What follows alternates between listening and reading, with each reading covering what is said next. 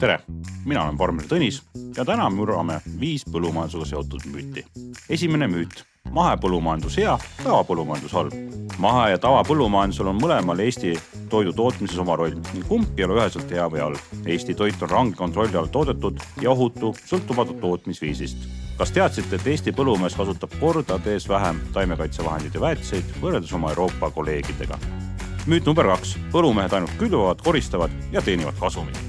Põllumajandus ei ole lihtne ega riskivaba tegevus, sest saagikus sõltub suuresti ilmastikust ja kulud tehakse sageli ära enne, kui on teada, kas ja kui suur saak üldse tuleb. Müüt number 3. Talvel põllumehed lihtsalt puhkavad jalad seinal.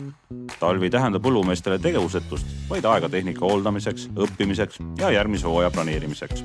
Loomakasvatuses jätkub tööd aastaringselt ning ka taimekasvatajad valmistuvad aktiivselt uueks hooajaks. Müüt number 4. Kallid masinad näitavad, et põllumeestel läheb hästi. Kaasaegsed põllumajandusmasinad on eelkõige vajalikud töövahendid, mitte luksusesemed. Need aitavad teha pikk tööpäevi tõhusamalt ja tervist säästvamalt. Ning õnneks on vibratsioonitõvi meil möödani. Müüt number 5. Põllumehed elavad ainult toetustest.